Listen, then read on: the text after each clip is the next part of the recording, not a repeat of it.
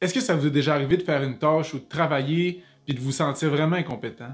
Que ça prenait énormément d'énergie puis que juste d'y penser, ça vous épuisait? Probablement que c'est parce que vous n'êtes pas tout à fait sur votre X puis que vous ne mettez pas de l'avant tous vos talents. Pour trouver votre X, vous devez être au clair avec vos talents puis en faire des forces. Puis par la suite, miser là-dessus pour atteindre tous vos objectifs. Je me présente, Francis Pinchot, je suis consultant en psychologie organisationnelle. Puis aujourd'hui, je vais vous parler d'une approche qui est basée sur vos forces. En plus, je vais vous partager un site web gratuit qui vous permettra de les identifier. Le lien vers le site web se retrouve dans la description en bas du vidéo, avec d'autres liens qui pourraient être intéressants pour vous. Pour vous parler de cette approche aujourd'hui, l'approche par talent, la vidéo va être structurée en deux grosses parties, c'est-à-dire le volet qui va expliquer c'est quoi l'approche par talent puis l'approche par les forces. Puis dans un deuxième temps, je vous partage comment mettre à profit vos forces individuellement. Si vous désirez, pour vous rendre directement à la section qui vous intéresse, simplement faire glisser le curseur en bas du vidéo sur la barre de défilement du vidéo. Il va y avoir des petites coupures, des petites sections qui vont indiquer exactement là où l'information que vous désirez obtenir se trouve. C'est un petit truc que j'ai découvert pour vous permettre d'accéder plus rapidement à l'information dont vous avez besoin. Je vais donc débuter cette vidéo en vous expliquant c'est quoi une force. Une force, c'est une combinaison entre un talent, c'est-à-dire la manière naturelle avec laquelle un individu pense, ressent les choses ou se comporte, et l'investissement de temps à pratiquer puis à développer ses habiletés puis ses connaissances de base. Une force, c'est donc vos talents multipliés par l'investissement de temps que vous allez y mettre. L'approche par les talents, ça mise donc sur vos tendances naturelles dans l'atteinte de vos objectifs.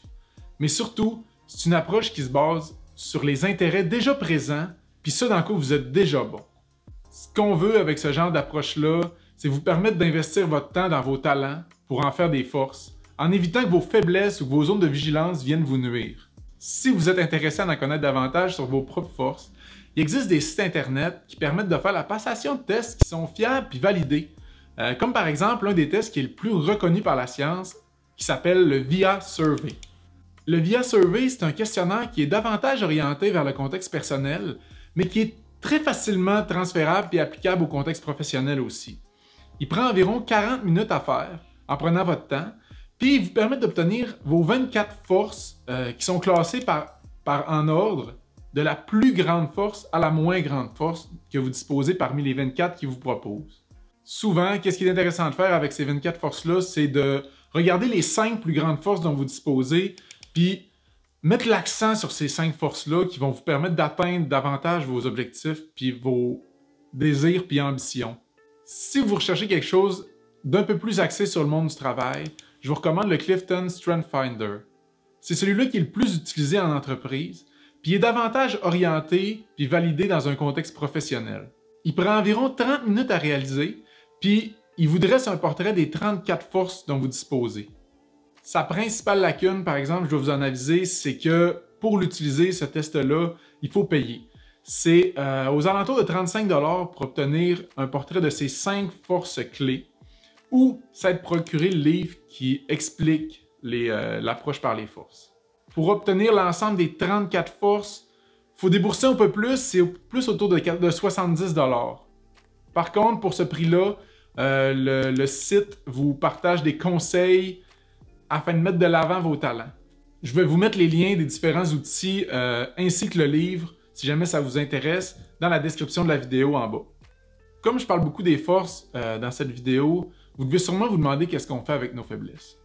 Bien, dans les approches orientées vers les talents, il ne faut pas voir les faiblesses comme des éléments qui nécessitent des grandes actions. On va davantage se baser sur le fait que tant et aussi longtemps que nos faiblesses ne viennent pas nous nuire dans le travail qu'on a à faire ou dans notre vie, il n'y a pas vraiment de temps qu'on va investir à pallier à nos faiblesses.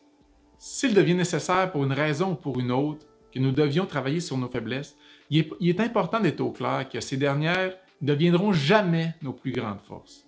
C'est donc important de voir l'énergie investie dans nos faiblesses comme du damage control. Dans le fond, c'est qu'on va juste remonter puis travailler sur nos faiblesses juste assez pour ne pas qu'elles nous nuisent dans l'épanouissement de nos talents puis de nos forces.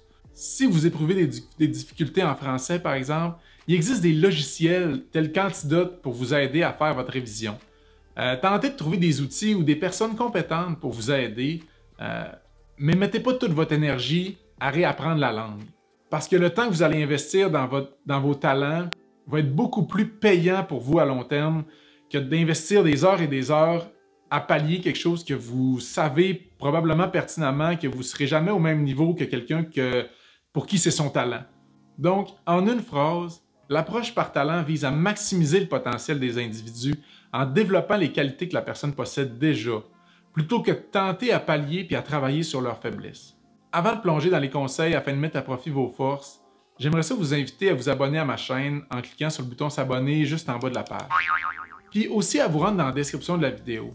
J'y dépose après chacune de mes vidéos quelques liens qui sont pertinents selon moi pour vous, ainsi que des livres que j'ai lus dernièrement puis qui ont pu m'inspirer. Donc maintenant on arrive à la deuxième section du vidéo, c'est-à-dire comment mettre à profit vos forces. Un premier conseil que j'aimerais vous donner, c'est qu'après le visionnement du vidéo, d'aller faire la passation d'un des deux tests que je vous ai suggéré tout à l'heure. Ça va vous donner une bonne idée de ce que vous devriez mettre de l'avant dans votre vie puis dans votre travail. Après avoir passé le test, laissez-moi savoir dans les commentaires si vous trouvez que les résultats que vous avez obtenus vous correspondent.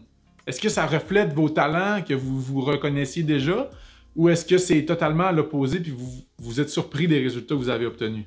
Bref, laissez-moi savoir dans les commentaires. Suite à la passation du test, il y a aussi quelques stratégies que Buckingham, l'auteur du livre Strength Finder, nous fournit dans son livre.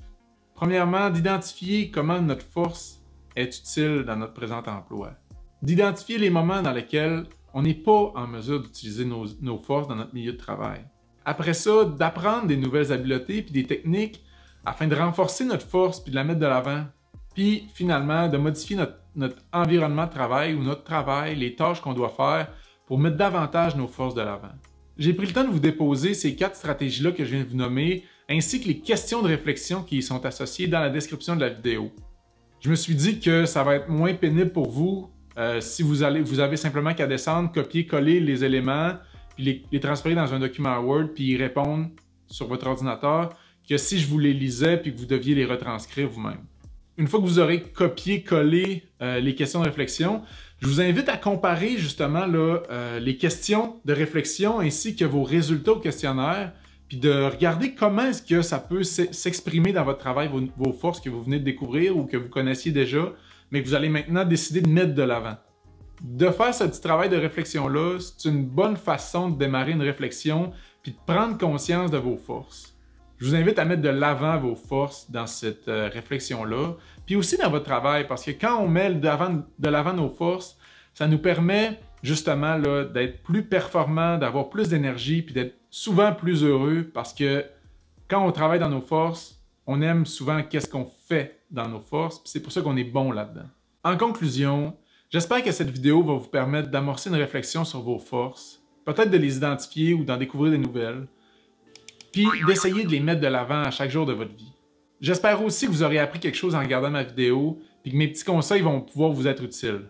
Je le répète, mon objectif par le biais de cette chaîne, c'est de contribuer à l'amélioration du monde du travail, en vulgarisant des théories, en partageant des petits outils, puis en vous suggérant des techniques qui se veulent toujours simples, pratiques, puis efficaces. Je vous remercie beaucoup, puis je vous dis à la prochaine. Bye bye!